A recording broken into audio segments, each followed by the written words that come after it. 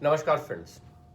Today I wanted to discuss with you the power of subtle persistence and how can the power of subtle persistence help us attain our long-term goals. So there are two components to this practice. One is subtle and the second is persistence. By subtle, I mean under the radar, meager, extremely unnoticeable, small blocks of movement towards a set goal. Now, because it is subtle and under the radar, people are not noticing it all the time. So, you're not trying to broadcast it to a wider audience. You're not trying to brag about your accomplishments or how big a goal you have set for yourself.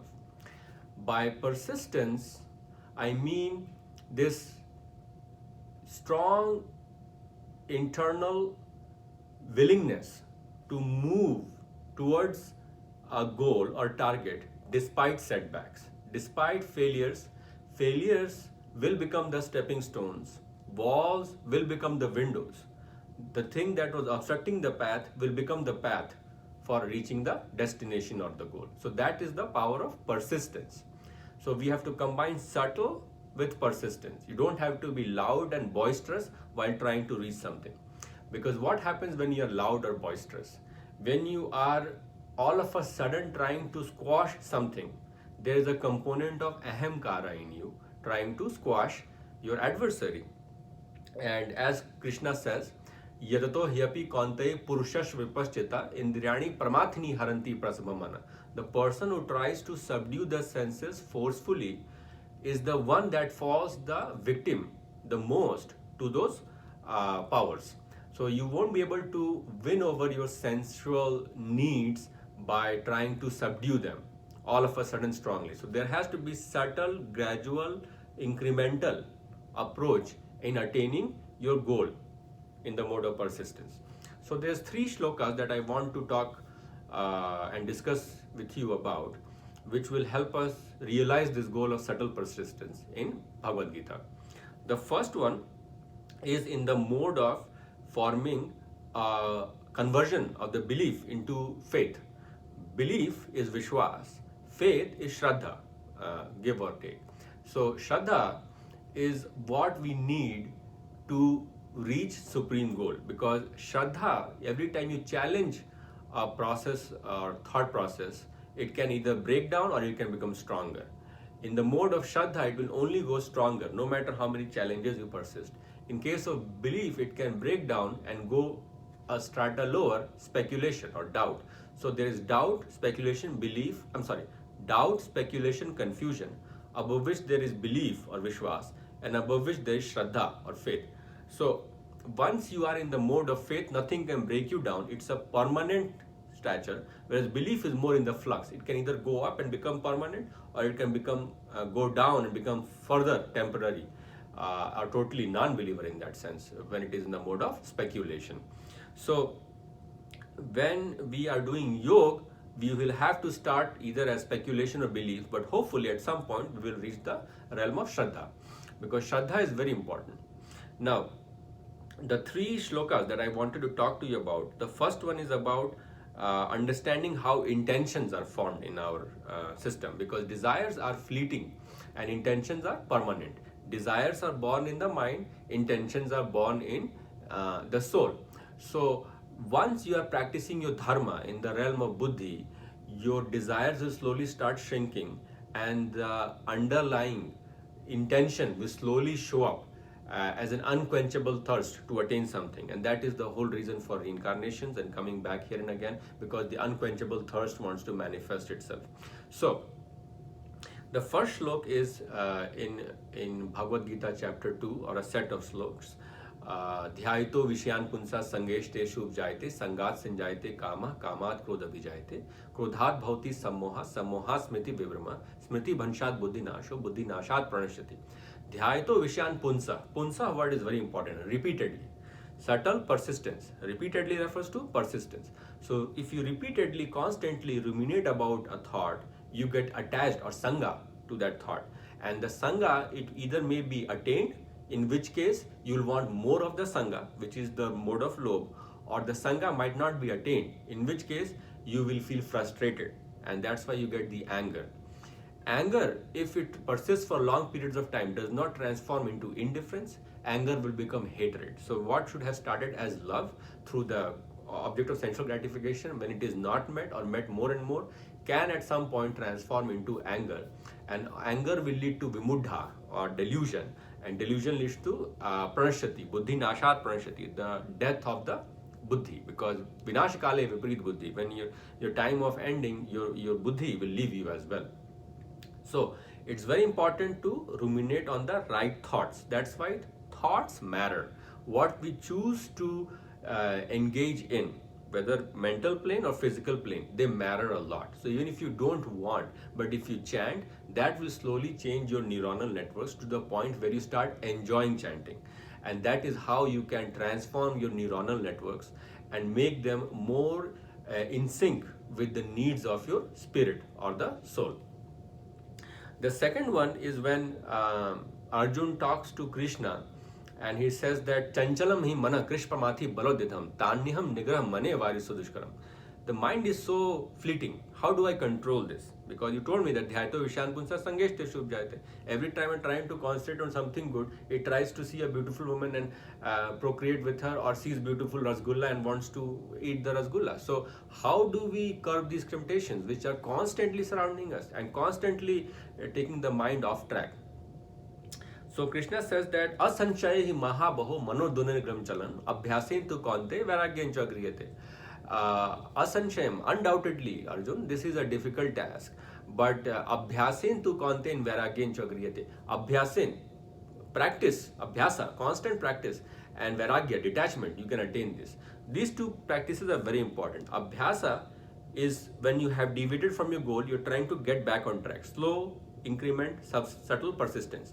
And once you're in the track, of course, you will be deviated again by these temptations and distractions. So Vairagya is constant refuting and castigation of the ideas which are trying to make you detract from your goal towards Paramatma or Brahman. So that is why not only you need abhyasa to get back on track, but to remain on the track, you need vairagya or detachment. That is why the constant castigation of these material pleasures, personal sense gratifications, finding ways to create example of individuals around you, how they have suffered because of these transient lapses and pleasure-seeking tendencies. These rajas-oriented activities that have been transformed into the inertia of tamas to become their second nature, how temptations become addictions. This is all the understanding of the lack of vairagya, because you can be brought back into the path, but then remaining on the path is dependent on vairagya. So that is also will happen through constant practice of abhyasa and vairagya. The third is what happens when dhyaito vishyan punsa sangeshte shubh jayate, or the addiction to the pleasure seeking activities overrides the abhyasa into konten vairagyan cha griyate. When you cannot practice the abhyasa and vairagya, what happens to these constant ruminations? Well, whoever is treading this path of spiritual goal will at least have the right to safeguard all the progress they have made. Of course, karma will treat them based on the karma they have done to pay back. Karmanyavadikaraste ma phaleshu kadachana. You don't worry about the phal, but the phal will be given to you, good or bad. But whatever you have attained in this life, that one at least has been safeguarded in your logbox. So that is the beauty of trying to persevere. We might not attain Brahman in this life or next life. We might not get out of this constant cycle of births and rebirths, jam mrityu jara vyadhi dukh doshanu darshanam, all these pains, jam mrityu jara vyadhi, birth, death, old age, disease, all these pains that constantly occur in life. And that is why Buddha realized that life is full of sufferings, but you don't have to constantly go through the cycles of suffering. So to break that cycle, at least we have made that advanced path. So maybe next life we'll have a better, more able functioning body, a more functional mind, a mind and a buddhi that are more in sync with and willing to suppress the needs of the cravings of the indriya. Because indriya cannot be squashed, they have to be slowly controlled. So very important. The third one is where he says that what happens to the individuals who are not able to attain the goal because they have failed in the art of subtle persistence because of the constant distractions, temptations that are surrounding them through the contact of the guna guneshu vartanti iti matvana sajte. The gunas are moving within the guneshus. The objects are moving, objects of sensual gratification, and that's why this movement is creating these feelings of desires. So that Kachidat Achutan Partwai Karanchesa Kachit Gyans, I'm sorry, he says, Kachinobhe Vibrast Achinavami Nashati, Apratishto Mahabaho Vimuddho Brahmanapati. Will I be dispersed like the clouds if I am trying to attain Brahmin and I cannot attain it and then back to square one? He says, no. Parth Navi Namutra Vinashasta se vidyate, na hi kalyankrit kaschit durgatim tad gachati. You will never face vinash or destruction if you are endeavoring. Even only the intention of endeavoring is enough sometimes to prevent you or detract you from going towards attainment of God. So he says, Prapya punya kritam lokanu shitva shashvati sama suchi nam shri matam gehe yog brashto abhijayate. So after collection of your sins and blessings, you are going to be going to the Swarglokas hopefully because you had good activities. And once you have relinquished all your karmas, then you have to fall back on earth, and then because this is the karma bhumi, this is where your activities will decide whether you are able to break all the levels or not. Because remember, Abrahma Bhuvan Loka Punaravartin Arjun Ma Upeti to Konte Punarjam na Vidyate. Till Abrahma Bhuvan Loka, till the Brahma Lok, all the smaller loks, Rishi Lok, Mahar Lok, Jan Lok, Tap Lok, Bhuar Lok, Bhulok, all these lokas are subject to gunas, and all these lokas are subject to punarjanams. Once you have broken escape velocity 11.2 kilometers per second, once you have broken it, then you are not going to be pulled back by the gravitational pull of the gunas and reincarnations thereof because the desires were lingering. So that is why it's very important that once you break it, you will not come back. At least you will not come back as a mortal being that has to go through the karma bandhans. You can come back as a avdhut or as a avatar, but that is to that is for the establishment of the dharma whenever the dharma has gone out of balance and sattva. So he says, Prapya punyakatam lokanushitva shashvati sama suchi nam shri matam gehe yog bhashto avjayate athva yogi name kule bhavati dhimtam etadhi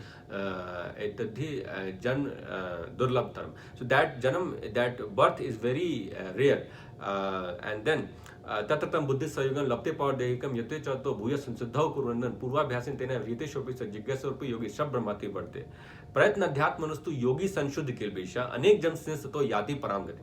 प्रयत्न अध्यात्म मनस्तु, प्रयत्न, constant endurance will cause you to finally attain me.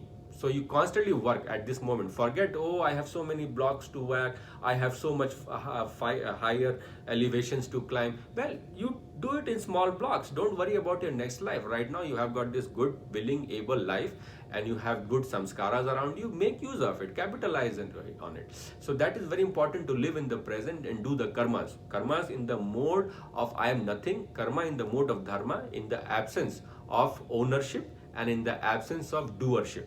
Those things if are lacking, then the karma becomes nishkam karma in the mode of dharma or establishments of righteousness and will create goals. So to sum it, my friends, persistent, subtle persistence refers to the art of trying to attain your inbuilt internal intentions, trying to fructify them into goals of manifestation. So that is basically the art of turning your goals into reality, but subtly, that is under the radar, meager, small steps of progressing towards the goal, and persistence referring to constant intention to work towards the goal, even if you have failures, even if your belief is broken down, you are constantly trying to work upwards so that you can convert your temporary beliefs into constant, permanent faith or shraddha. So if that breaks down, you still have other lives that God gives you because you are part of the Paramatma, being an Atma, and your basic essence is enjoyment. So while you are trying to go through this life, trying to find enjoyment in a place where it does not permanently exist in these lokas, you will slowly learn your lessons, extinguish your desires, and the intentions will manifest to unite the Atman with the Paramatman. Hope you like this video.